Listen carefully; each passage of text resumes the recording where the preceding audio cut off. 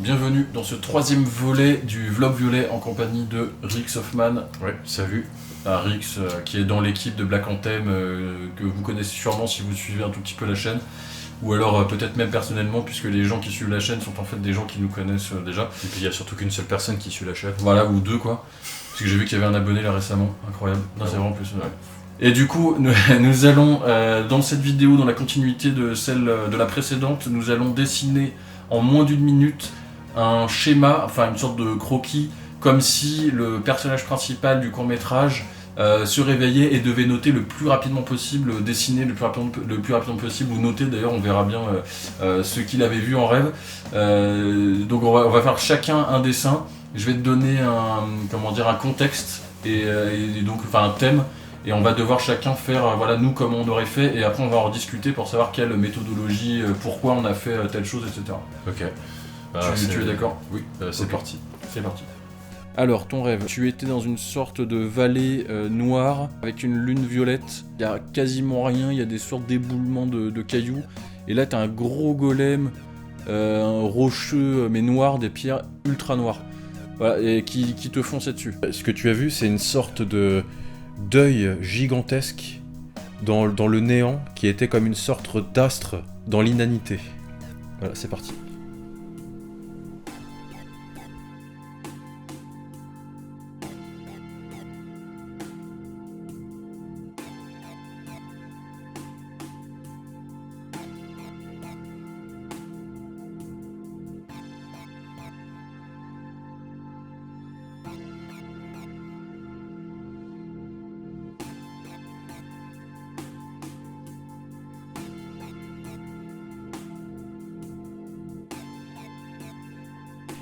Stop. Alors, donc là nous venons en une minute chacun de faire les deux dessins, donc on les a pas vus respectivement, donc on se les montre. Ouais. Oui, c'est une sorte de Cthulhu quoi. Bah un peu ouais finalement, mais c'est vrai que j'ai pas fait exprès. Donc, Ok, puis moi du coup ça ressemble à ça. Voilà donc 4 ans et demi sur 20. Voilà. Qu'est-ce que tu t'es dit sur le moment où tu le faisais? Parce que c'est ça qui est intéressant, c'est pour ça qu'on fait cet exercice là. C'était d'essayer de transposer un truc qui n'a pas vraiment de forme, qui n'est pas vraiment palpable, visuel ou autre, sous forme palpable, visuelle ou autre. Et finalement, Okay. La seule façon que j'ai trouvé, c'était de faire un peu la vallée et le Cthulhu et puis la lune là. Mais en fait, ça donne presque un truc plus symbolique. Bon, en vrai, on est d'accord, du coup, ça ressemble à un dessin de gamin. Oui, mais c'est pas grave, après on comprend Voilà. comment dire, les éléments centraux que je t'avais dit. Donc c'était une sorte de golem dans une vallée. Alors après, moi je pense que ce que tu aurais pu faire du coup, c'est rajouter des flèches et juste en écrivant, c'est rapidement. Ouais, mais ça, pour moi, c'est un truc qui arrive après, ça. Bah non, parce que justement, moi maintenant je suis pas d'accord parce que justement, si tu dois vraiment te rappeler très rapidement du truc, tu vas autant l'écrire peut-être rapidement les gros points d'éléments. Ah, mais de toute façon, je pense qu'il y a eu à la fois les règles qui ont été données qui ont forcément biaisé Ah oui, c'est sûr. le truc, puisque du coup, c'est vrai que je me suis dit de faire un dessin. Et si effectivement tu m'avais dit. Oui, c'est vrai que c'est moi qui ai rêve, dit dessin. Oui, c'est vrai. Si tu m'avais dit retranscrire le rêve, peut-être que j'aurais écrit. Ça se trouve, j'aurais pas du tout fait de dessin.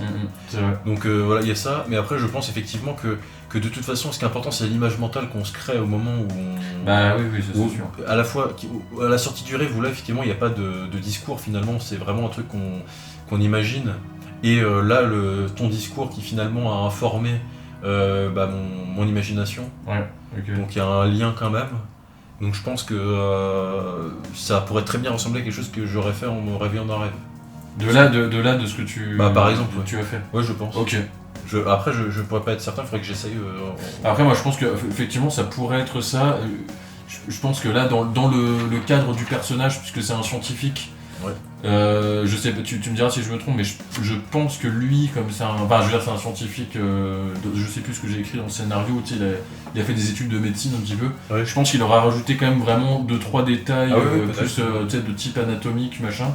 Donc voilà, mais après je pense que ton dessin du coup c'est pas mal, je m'inspirerais peut-être un peu de ça aussi, mais en même temps en rajoutant 2-3 détails. J'ai juste fait l'œil, c'est comme si vraiment le truc principal c'était l'œil, et après j'ai fait des grosses hachures là, et j'ai mis néon direct, et là j'ai fait une flèche, j'ai mis œil quoi. Ouais. Pour vraiment, ce que je me dis c'est les deux trucs que tu m'avais dit dans le néon. Mais c'est vrai qu'un œil, par exemple, toi t'as pas du tout gardé l'analogie entre l'étoile et l'œil quoi. Ah non, par contre c'est vrai que l'étoile, non, tu vois je l'ai oublié. Mais à la limite, Non, mais voilà, c'est intéressant. c'est intéressant. Par contre, j'ai mis immense.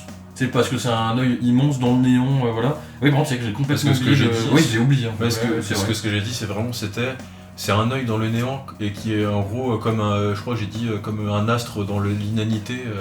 Bah tu vois, c'est un élément, en fait, c'est trop subtil, je pense, pour qu'on le représente avec un schéma comme ça. Bah non, mais peut-être justement, et en fait là c'est ça qui est intéressant par Donc rapport on perd à. des informations, si c'est vraiment, on fait ça vraiment en mode roleplay, on perd des Je me informations. disais qu'en fait dans un rêve souvent, deux choses peuvent représenter une même chose en fait, parce que c'est des sensations et des idées qui se mélangent. C'est-à-dire que souvent, après on a tous fait des rêves où en fait finalement on voit qu'il y a une personne, on voit une personne, d'un coup ça devient une autre personne. Mais en fait, dans le rêve, ça paraît naturel, c'est pas bizarre quoi. Le rêveur, lui, il se pose pas de C'est questions. ça exactement. Ouais. Et du coup, là, je trouve que c'est un peu pareil. Finalement, on peut passer d'une étoile d'un coup qui se transforme en œil ou l'inverse. Et c'est vrai que ça, effectivement, ça c'est une bonne Mais question de savoir comment représenter ça. Et justement, est-ce que si on. Parce que moi personnellement, je me réveille juste après un rêve. Parfois, quand je me réveille en plein milieu, par exemple, je me souviens très bien qu'il y a eu cette transition. Alors, je sais que tout le monde ne se souvient pas ça, mais moi, je sais que quand je rêve, si je me réveille à un moment, je me rappelle que dans mon rêve, il y avait telle chose qui représentait une chose, et ensuite qui s'est mis à se transformer comme ça. Et effectivement, je me suis dit, si on met une consigne, en fait, où finalement, dans le rêve, il y a eu cet aspect-là, l'étoile qui est devenue un œil, etc. Mais en fait, comment la personne représente ça? Est-ce qu'elle représente les deux séparément? Est-ce qu'elle représente soit l'étoile, soit l'œil, ou est-ce qu'il va. Enfin, je sais pas. C'est vrai que c'est. C'est vrai que moi, j'ai pas. En fait, moi, dans ma tête, ce que je me suis dit, c'est qu'au début, à la base, c'était.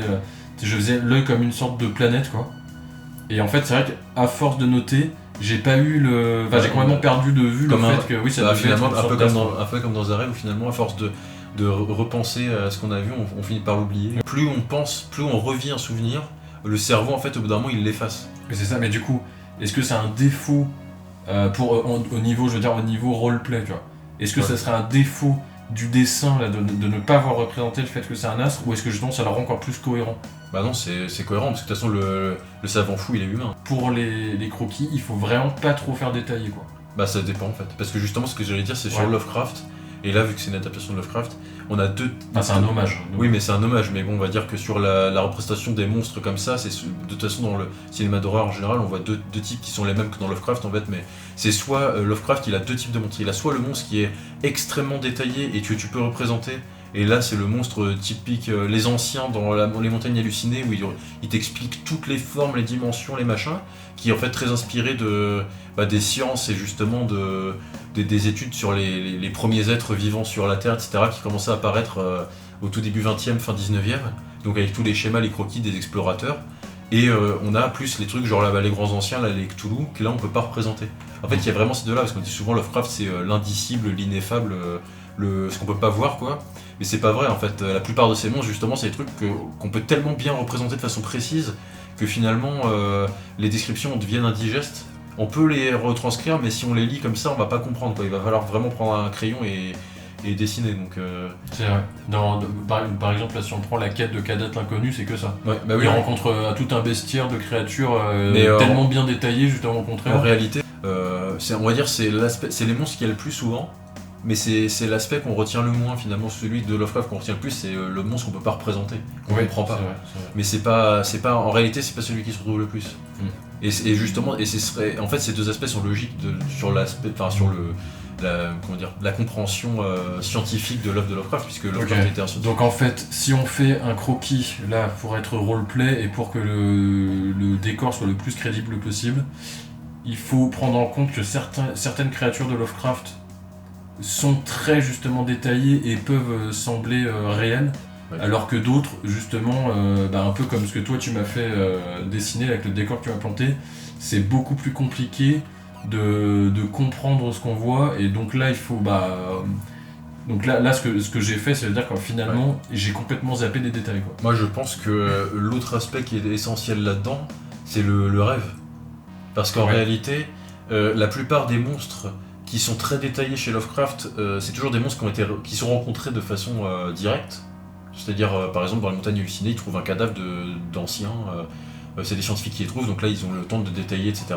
Par contre, donc que ce soit dans ce qu'on appelle le cycle des contes oniriques, en fait en réalité il n'y a pas vraiment un cycle, mais on va dire tous ceux qui se trouvent, toutes les nouvelles de Lovecraft qui se trouvent dans le monde des rêves, parce qu'il en a écrit pas mal avec Ultar, Kadat, etc. Ouais.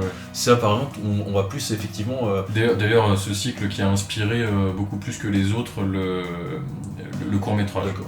Bah ok. Ouais. Du coup dans ce cycle-là, qui du coup encore une fois n'est pas un cycle puisqu'il a écrit des... Mais qui n'est pas un cycle. Voilà, qu'il a écrit des nouvelles sur 20 ans qui sont complètement entrecroisées avec les autres, hein, donc c'est pas une période de Lovecraft en particulier. Oui, voilà, continue. Et donc dans ce cycle-là, c'est à la fois des rêves mais à la fois très précis, parce qu'en fait il mélange, comme c'est des gens qui vont concrètement dans les rêves, quoi. C'est-à-dire que soit ils y vont physiquement, soit ils y vont mentalement, mais en tout cas ils sont comme s'ils y étaient vraiment. C'est-à-dire que c'est pas un rêve comme nous on rêverait, quoi.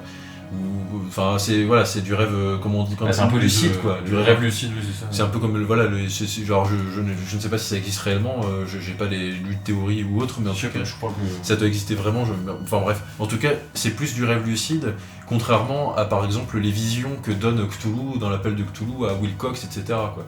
Où là, Où là, des visions d'ailleurs. Mais qui ressemblerait plus à justement ça, à ce qu'on vient de faire. Okay.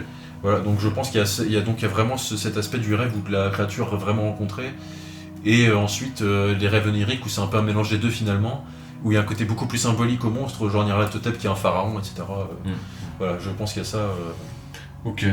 Là pour revenir au croquis, donc là c'est un exercice intéressant, donc je vais essayer d'en tenir compte. Voilà, je sais pas ce que ça donnera pour créer le décor.